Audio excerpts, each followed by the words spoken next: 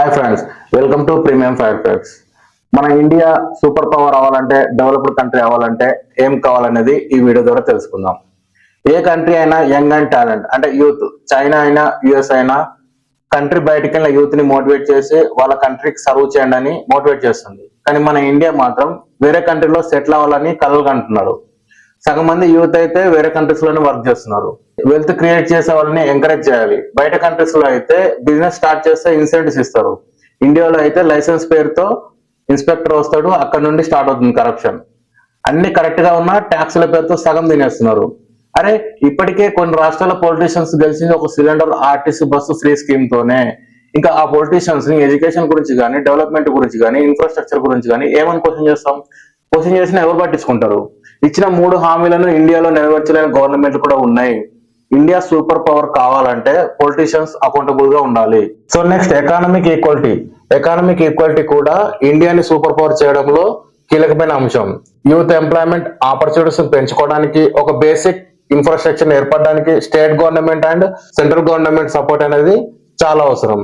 Economic equality అంటే అందరికీ సమాన ఆర్థిక అవకాశాలు కల్పించడం, ప్రతి యువకుడికి తన స్కిల్ ని ప్రదర్శించే అవకాశాన్ని కల్పించడం, ఫైనాన్షియల్ గా వెనుకబడిన వారు కూడా ముందుకు రావడం వల్ల అభివృద్ధి అనేది పెరుగుతుంది. అలాగే గవర్నమెంట్ సపోర్ట్ చేయాల్సింది ఏంటంటే హెల్త్ అండ్ ఎడ్యుకేషన్, ఎంప్లాయ్మెంట్ అనేది పేదలకు స్పెషల్ స్కీమ్స్ అనేది ఏర్పాటు చేయాలి. స్కిల్ డెవలప్మెంట్ ప్రోగ్రామ్ ని కండక్ట్ చేసి యువతకి కొత్త వ్యాపారాలు పెంచుకోవడానికి సబ్సిడీలు, లోన్లు ఇవ్వాలి.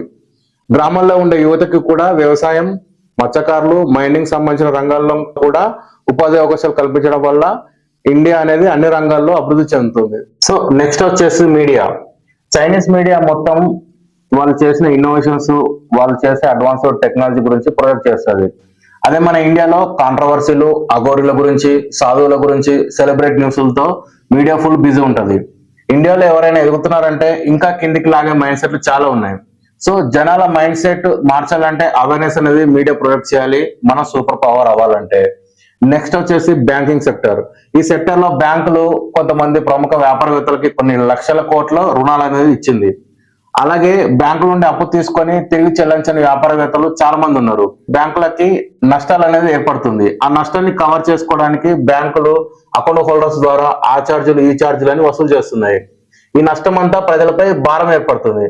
కొన్ని వేల లక్షల జనాల మధ్య ఉండాల్సిన డబ్బు 3-4 దగ్గర మాత్రమే ఉంటుంది. మిగతా వాళ్ళ మీద భారం పడుతుంది. దీనివల్ల మన ఇండియన్ ఎకానమీ అనేది చాలా దెబ్బతింటుంది. సో ఇప్పటికీ వ్యవసాయం కోసం ఒక రైతు లోన్ కోసం వెళ్తే రిజెక్ట్ చేస్తున్నారు. ఒక స్టూడెంట్స్ చదువు కోసం ఎడ్యుకేషన్ లోన్ కూడా ఇవ్వట్లేదు. ఒక చిన్న బిజినెస్ చేసుకోవడానికి బిజినెస్ లోన్ కూడా లేనిపోయిన డాక్యుమెంట్లు అడిగి రిజెక్ట్ చేసే బ్యాంకులు కూడా చాలా ఉన్నాయి. ఒకవేళ ఇచ్చిన ఛార్జీలతో, వడ్డీలతో సహా వసూలు చేస్తున్నారు. పెద్ద పెద్ద వ్యాపారాలు చేసే వాళ్ళ దగ్గర వసూలు చేయలేకపోతున్నారు.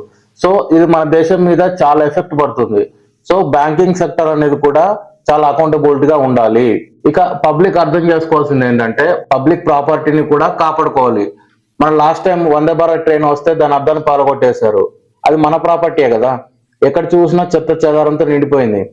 పరిసరాలు శుభ్రంగా ఉంచుకుంటే మన ఇండియా డెవలప్డ్ కంట్రీగా మారుతుంది. అన్ని దేశాల కంటే సూపర్ పవర్ గా మారాలంటే యువతలో చేంజెస్ అనేది రావాలి.